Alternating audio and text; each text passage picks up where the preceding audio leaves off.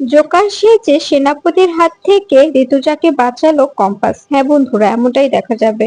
বিস্তারিত জানতে ভিডিওটিতে লাইক দিয়ে চ্যানেলটি সাবস্ক্রাইব করে শুরু থেকে শেষ অবধি দেখতে থাকো।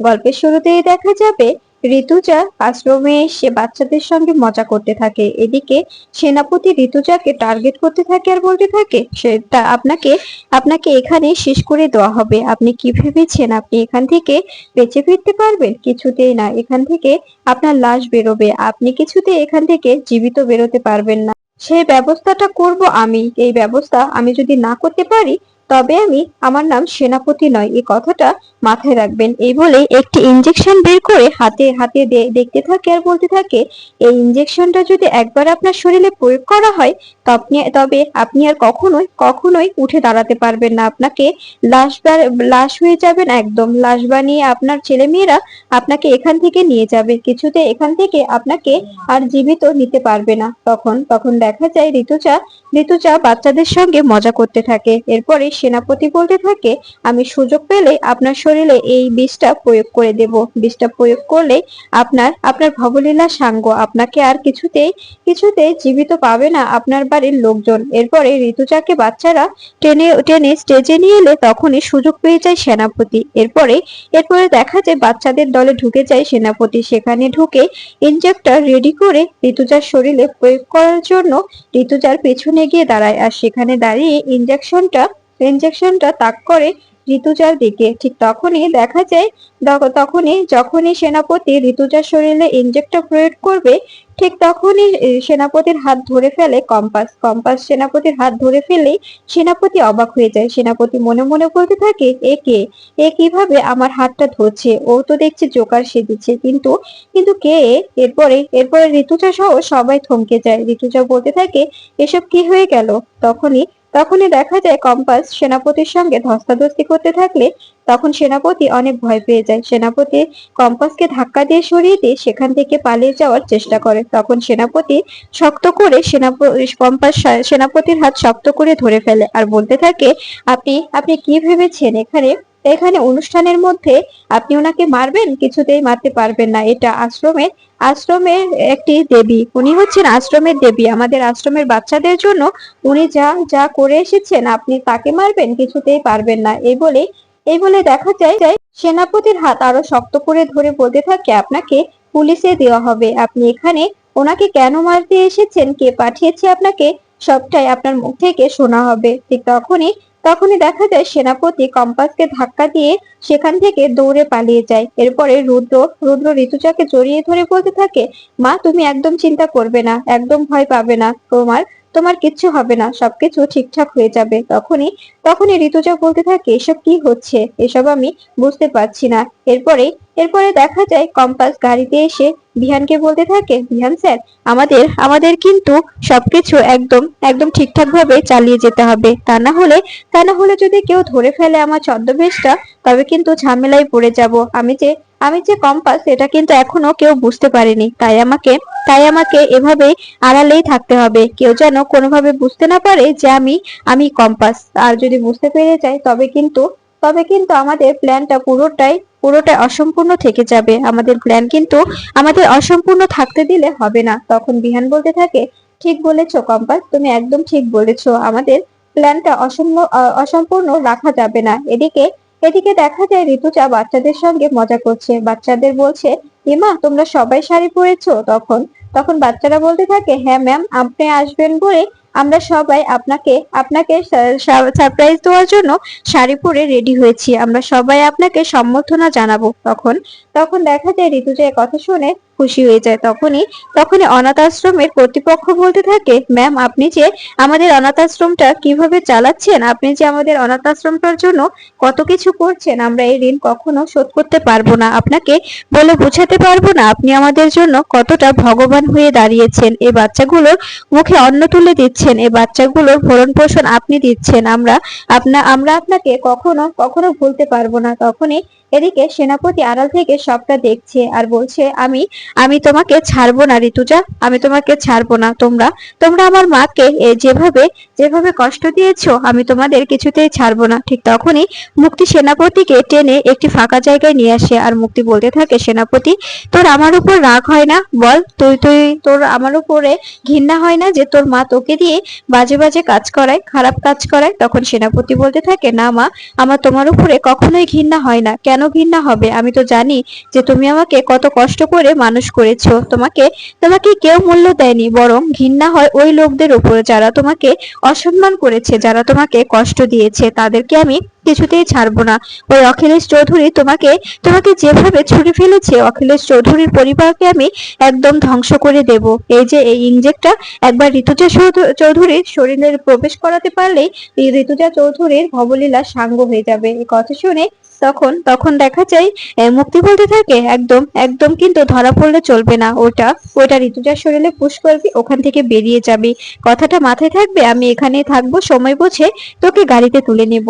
এরপরে এরপরে দেখা যায় মুক্তি আড়াল থেকে অনুষ্ঠানের সবকিছু দেখতে থাকে। এদিকে এদিকে দেখা যায় ঋতুজাকে স্টেজে তোলা হয়। সেখানে দাঁড়িয়ে দাঁড়িয়ে ঋতুজা সবার সামনে কথা বলছে। ঋতুজাকে দুটো কথা বলতে বললে ঋতুজা স্টুডেন্টদের উপলক্ষে কথা বলে। এটা দেখে খুশি হয়ে যায় সবাই, স্টুডেন্টরা অনেক অনেক খুশি হয়ে যায় আর ঋতুজার থেকে অনুপ্রেরণা পায়। এরপরে এরপরে দেখা যায় অ্যাওয়ার্ড তুলে দিতে থাকে ঋতুজা। অ্যাওয়ার্ড দিতে বললে ঋতুজা অ্যাওয়ার্ড দিতে থাকে। এদিকে এদিকে দেখা যায় বিহানকে কম্পাস বারবার বলতে থাকে, প্লিজ বিহান স্যার, একটু তাড়াতাড়ি করুন, ওদিকে কি হচ্ছে কে জানে। আমি তো বুঝতে পারছি না মা এখন কি করছে। মায়ের যদি কোনো ক্ষতি হয়ে যায় আমি নিজেকে ক্ষমা করতে পারবো না। আপনার আপনার এই ঘোড়ার অজুহাত নিয়ে এই বায়না মেটাতে গিয়ে আমার মায়ের যদি কিছু হয়ে যায় আমি কিন্তু কিছুতেই নিজেকে ক্ষমা করতে পারবো না। তখনই বিহান বলতে থাকে, আমি বোধহয় ক্ষমা করতে পারবো কম্পাস। এদিকে এদিকে দেখা যায় ছোট ছোট বাচ্চাদের হাতে প্রাইজ তুলে দিতে থাকে ঋতুজা প্রাইজ তুলে দিতে থাকে আর বলতে থাকে, তোমরা যে এতটা প্রতিভাবান, তোমাদের দেখে আমার অনেক ভালো লাগছে। এরপরে রুদ্র বলতে থাকে, দেখো মা, এই বাচ্চাগুলোকে দেখি আমাদের বাড়ির বাচ্চাগুলোর কথা মনে পড়ছে। আমরা আমরা ওদের কত কিছু দিই, আমরা কত কিছু নিজেরা পাই, তারপরেও আমাদের চাওয়া শেষ হয় না, আমাদের আক্ষেপটা থেকেই যায়, আমাদের আক্ষেপ পূরণ হয় না। কিন্তু এই বাচ্চাগুলো দেখো একটুতেই কতটা খুশি। তখন ঋতুজা বলতে থাকে, এটার জন্যই তো তোর মা এখানে প্রত্যেক বছরই আসে, ওদের সঙ্গে দেখা করে, তোর মায়ের এতেই শান্তি লাগে। তার কারণেই তো প্রত্যেক বছর এখানে এসে এই বাচ্চাগুলোর সঙ্গে মিশে সারাটা দিন এনজয় করে। তখন রুদ্র বলতে থাকে, একদম ঠিক বলেছো মা, আজকে এরপর থেকে প্রত্যেকবার তোমার সঙ্গে আমিও আসবো, আমারও বেশ ভালো লাগছে। একবার একবার আমরা পুরো ফ্যামিলি আসবো, তবে কেমন হবে বলো তো? তখন ঋতুজা বলতে থাকে, যদি কম্পাসটা থাকতো না, আজকে আজকে মেয়েটা এখানে থাকার কথা ছিল। ও বুঝতে পারতো কতটা কতটা ভালো লাগছে, কারণ কারণ ও তো জানে একা থাকার কষ্টটা। একা একা বড় হয়েছে মেয়েটা, এই বাচ্চাদের মতোই ও অনাথের মতো বড় হয়েছে। এরা তো এখানে পড়াশোনা করছে, নিজেদের মতো থাকছে, সবাই ওদের আদর করছে, কিন্তু ও ও সবসময় একটা একটা বাড়িতে কাজ করতো, মোনালিসাকে টক্সি দিয়ে থাকতো, আর ওখানে ওর মাকে আঁকড়ে ধরে নিজের পড়াশোনা চালিয়ে যেত, তাও আবার অন্যের নাম করে। আর এরা তো নিজের পরিচয়ে সবকিছু করতে পারছে। তাই কম্পাসের কষ্টটা আমরা বুঝতে পারি না, কম্পাসের কষ্টটাই আমাদের বোঝা উচিত। মেয়েটা মেয়েটা আজকে এখানে থাকলে অনেক খুশি হতো। এরপরে এরপরে দেখা যায় ঋতুজার চোখে জল এসে যায় এই কথাটা বলে। এরপরে একে একে দেখা যায় বাচ্চারা স্টেজে উঠতে থাকে আর কবিতা আবৃত্তি করতে থাকে। এটা দেখে আরো খুশি হয়ে যায় ঋতুজা বলতে থাকে, এইটুকু বাচ্চারা স্টেজে উঠে কবিতা আবৃত্তি করছে, দেখতে পেরেছিস রুদ্র? কতটা কতটা সুন্দর লাগছে এদের কথাগুলো। বাচ্চাগুলো কথা বলতে পারে না, তারপরে ওরা পড়াশোনাটা কি সুন্দর করে চালিয়ে যাচ্ছে, নিজেরা কবিতা বানিয়ে কবিতাগুলো সবার সামনে আবৃত্তি করছে। দেখে দেখে মনটা ভরে যাচ্ছে, তাই না রে? তখন রুদ্র বলতে থাকে, হ্যাঁ মা, একদম ঠিক বলেছো। ওদের ওদের কবিতাগুলো শুনে মনটা একদম ভরে যাচ্ছে, মনটা মনটা একদম একদম ঠান্ডা হয়ে যাচ্ছে। তখন তখন ঋতুজা বলতে থাকে, আমি আমি যে এখানে কেন আসি আমি জানি, কিন্তু কিন্তু আমি এই কথা কাউকে কখনো বলতে পারবো না। এই কথাটা আমার মনের কথা মনের মধ্যেই থেকে যাক, কখনো মন থেকে বের করতে চাই না। এই কথাটা যদি সবাই জেনে যায় তবে তবে অনেক খারাপ হয়ে যাবে। এদিকে সেনাপতি বলতে থাকে, আমি কি করে ঋতুজা চৌধুরীর কাছে যাব? ঋতুজা চৌধুরীর কাছে না গেলে তো আমি কোনোভাবে ওনার শরীরে বিষটা প্রয়োগ করতে পারছি না। আর উনি যদি কোনোভাবে স্টেজে উঠে যায়, আমিও সে তখন স্টেজে উঠে যাব, আর তখনই এই ইনজেক্টটা ওনার শরীরে পুশ করে দিয়ে সেখান থেকে বেরিয়ে যাব। ওনাকে ওনাকে আজকে মরতেই হবে। কোনোভাবে উনি আর বেঁচে বেঁচে বাড়ি ফিরতে পারবে না, কোনোভাবে পরিবারের কাছে ফিরতে পারবেন না উনি।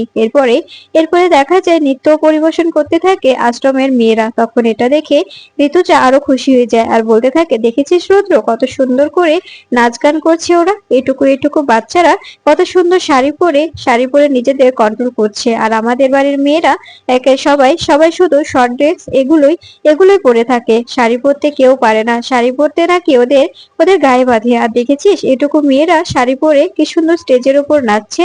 তখন তখন দেখা যায় কথা শুনে রুদ্র বলতে থাকে, একদম ঠিক বলেছো মা, তুমি তুমি একদম ঠিক বলেছো। ঠিক তখনই বাচ্চারা ঋতুজাকে টেনে টেনে স্টেজে নিয়ে যায়। তখন তখন ঋতুজা যেতে না চাইলেও রুদ্র বলতে থাকে, মা যাও, ওরা যেহেতু চাচ্ছে তবে তবে তুমিও যাও। ঠিক তখনই সুযোগ বুঝে স্টেজের উপর উঠে আসে সেনাপতি। এরপরে চারপাশ দিয়ে লাফাতে লাফাতে ঋতুজার কাছে যাওয়ার চেষ্টা করে। এরপরে দেখা যায় সেনাপতি ঋতুজা ঘুরে ঘুরে ঋতুজার পাশে গিয়ে দাঁড়ায়, আর সেখানে গিয়ে ওই ইনজেক্টটা বের করে আর সেটা রেডি করতে থাকে। এরপরে মনে মনে বলতে থাকে, এই ইনজেক্টটা একবার তোমার শরীরে পুশ করে দিই ঋতুজা চৌধুরী, তারপরে তুমি তুমি বুঝতে পারবে আজ এবার এবার কত ধানে কত চাল হয়। এরপরে দেখা যায় ঋতুজা বাচ্চাদের সঙ্গে এনজয় করছে, বাচ্চারা নাচছে আর ঋতুজা সেখানে দাঁড়িয়ে দাঁড়িয়ে গা দোলাচ্ছে আর হাতে তালি বাজাচ্ছে।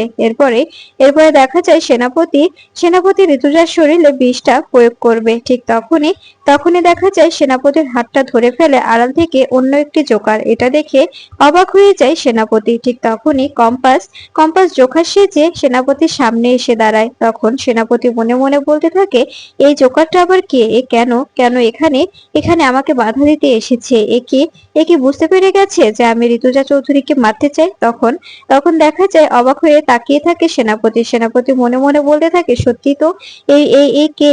এভাবে আমার দিকে কেন তাকিয়ে আছে? কেমন যেন খটকা লাগছে, দেখে কেমন চেনা চেনা লাগছে, মনে হচ্ছে খুব পরিচিত, খুব বড় শত্রু আমাদের। ঠিক তখনই রুদ্র সেখান থেকে উঠে এসে ঋতুজাকে জড়িয়ে ধরে আর বলতে থাকে, মা তুমি একদম ভয় করবে না, তোমাকে তোমাকে একদম ভয় পেতে হবে না, তোমাকে বাঁচিয়েছে আরেকটি জোকার।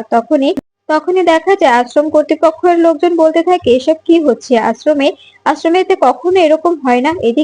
এদিকে দেখা যায় সেনাপতি পালাতে থাকলে সেনাপতির পিছু করতে থাকে কম্পাস সেনাপতির পিছু পিছু দৌড়াতে থাকে। ঠিক তখনই আশ্রমে এসে পৌঁছায় বিহান বলতে থাকে, মা তুমি একদম ঠিক আছো তো?